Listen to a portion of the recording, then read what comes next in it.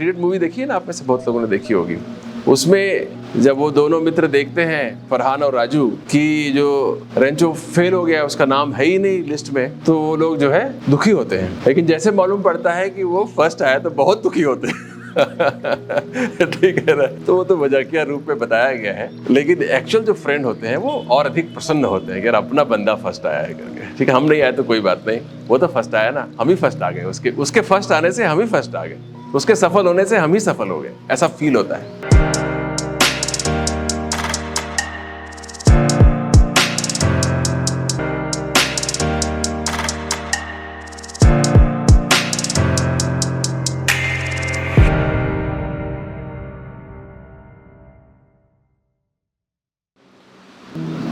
कई बार कि हमारा अहंकार जो होता है वो गुणों को देखने नहीं देता दूसरों के, क्योंकि जैसे आप गुणों को देखेंगे आप फटे हो जाएंगे, और अहंकार हमेशा बड़ा बनना चाहता है आगे वाले से, तो गुणों को देखेगा नहीं, वो सेलेक्टिवली टनल विजन कर लेता है, फिल्टर कर देगा गुणों को, केवल दोस्त देखेगा।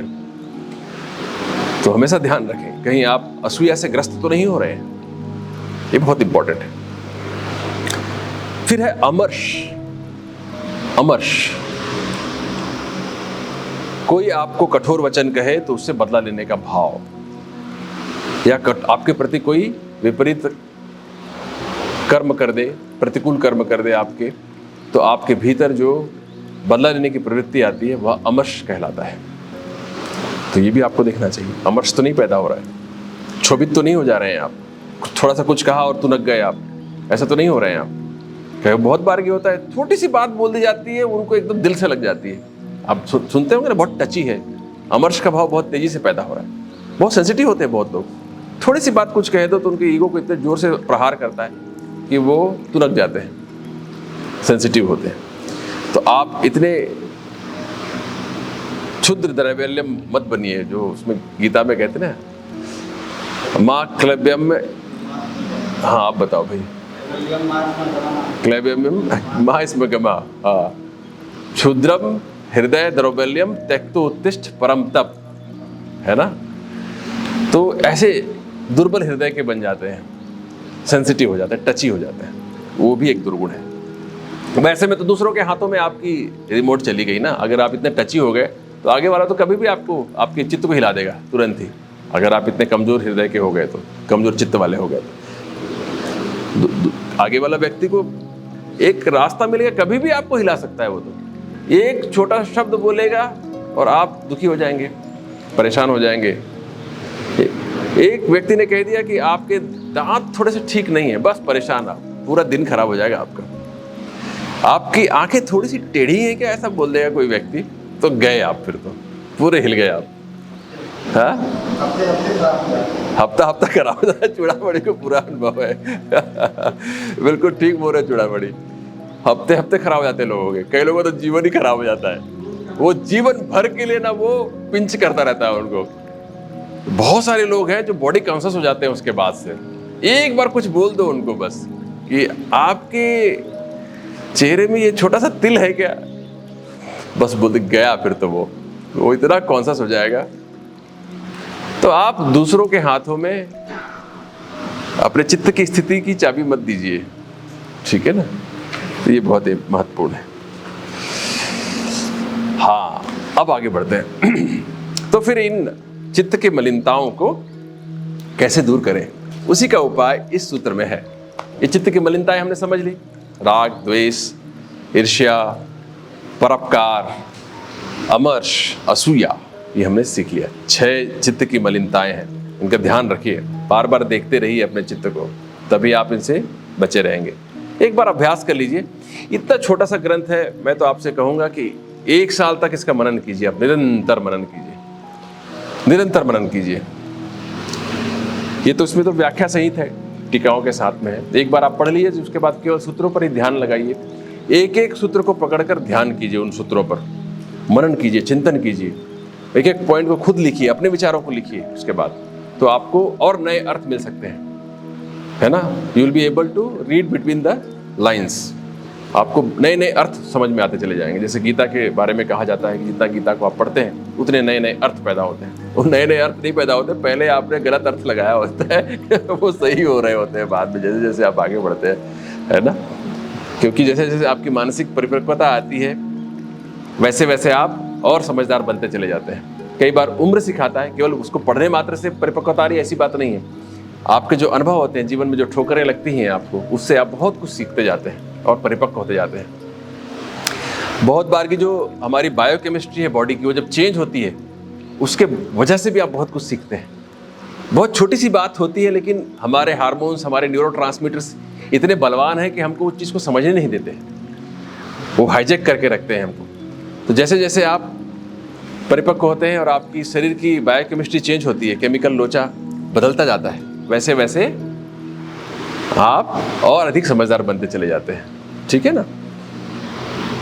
और जो शास्त्रों के अर्थ है वो और अधिक सत्य के अनुरूप प्रकट होते जाते हैं।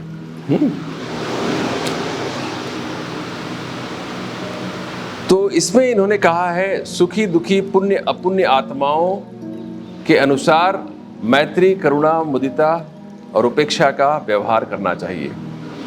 एक बार आप लोगों के साथ व्यवहार करना सीख गए तो मजा आने लगेगा आपको, फिर टेंशन नहीं रहेगी। नहीं तो हम बहुत परेशान हो जाते हैं आगे वाले से। बहुत जरूरी है ये जानना। अधिकांश लोग गृहस्थ हैं, है ना, गृहस्थ हैं तो पत्नी है, पति है, बच्चे हैं, सास ससुर हैं, तो टकराते रहोगे, हमेशा परेशान होते रहोगे। कब ध्यान लगाओगे? फिर थोड़ा थोड़ा ध्यान लगा रहेगा तो फिर से अनवस्थित तत्वों में पहुंच जाएंगे आप, फिर से स्थिर न रह पाएंगे। संभव है ना, बहुत जरूरी है। तो इसको अच्छे से समझ लें कि ये जो सूत्र है बहुत महत्वपूर्ण है। मैत्री, करुणा, मुदिता, उपेक्षा को जीवन में उतारना है, ठीक है। चलिए, तो अगर कोई व्यक्ति सुखी है तो उसके प्रति मैत्री का आचरण करना चाहिए, मैत्री का भाव लाना चाहिए। जैसे आपका कोई घनिष्ठ मित्र है, बेस्ट फ्रेंड है, वो कुछ अचीव करता है, कुछ खुशी पाता है, तो आपको क्या होता है? आपके भीतर कोई ईर्ष्या आती है क्या? आपको खुशी होती है, मैत्री का, और प्रगति करे, यार मेरा फ्रेंड है, मेरा अपना फ्रेंड है। You feel proud. लोग लिखते हैं ना, I am proud of you, है ना। ऐसा तो नहीं लिखते हैं कि मैं दुखी हो गया ज्यादा, नहीं लिखते ना। एक्चुअल फ्रेंड है तो वो खुश होता है।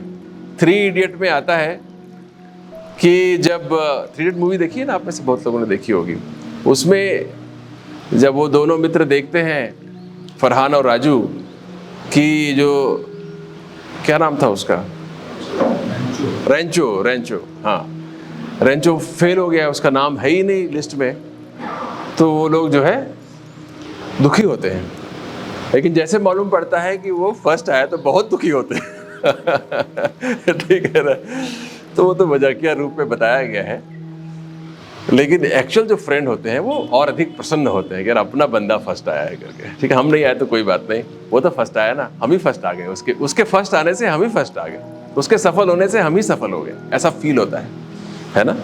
जब आपके परिवार में आपका बेटा कुछ अचीव करता है तो आप इतना प्रसन्न होते हैं, आपकी बेटी फर्स्ट आती है तो आप प्रसन्न होते हैं, ठीक है ना, कि ये मतलब आपको लगता है आप ही सफल हो गए। You feel proud, you feel happy for that person. तो यही भाव आपको आसपास कोई व्यक्ति अचीव कर रहा हो तो उस व्यक्ति के प्रति लाना चाहिए, है ना। वहां पर असूया को नहीं आने देना चाहिए, ठीक है ना। तो ये हम मैत्री को लेके आना चाहिए, मैत्री, ठीक है। ये मैत्री का उपयोग है, ये हमेशा ध्यान रखिए कि आप अपने आप को जज कीजिए, आप देखिए, आकलन कीजिए कि कितने बार आप दूसरे के सुख को देख के दुखी होते हैं, ठीक है ना। तो ये ईर्ष्या को खत्म करने का तरीका है मैत्री, ईर्ष्या को खत्म करने का तरीका मैत्री, क्योंकि दूसरे को सुखी देखकर हम ईर्ष्यालु हो सकते हैं। उस ईर्ष्या के भाव को कम करने के लिए या आने से रोकने के लिए मैत्री। दूसरा है करुणा। दुखी व्यक्ति को देखकर उसके प्रति जो सकारात्मक भाव पैदा होता है आपके चित्त में, उसकी मदद करने का या उसके कष्ट को अनुभव करने का, वो करुणा कहलाती है। करुणा और दया में सूक्ष्म अंतर है। कई बार की बहुत सारे लोग दया मतलब करुणा समझ बैठते हैं, लेकिन बहुत सूक्ष्म अंतर है दोनों में। दया जब और पॉलिश्ड हो जाती है और रेक्टिफाई हो जाती है और सुंदर बन जाती है तो करुणा में रूपांतरित हो जाती है। हम कह देते हैं उसकी हालत दयनीय है, कह देते हैं और बात खत्म हो गई। लेकिन करुणाशील व्यक्ति आगे बढ़ता है और उसकी मदद करने को उद्यत होता है, उसके लिए प्रयत्नशील होता है कि कैसे मैं उसकी मदद कर दूं।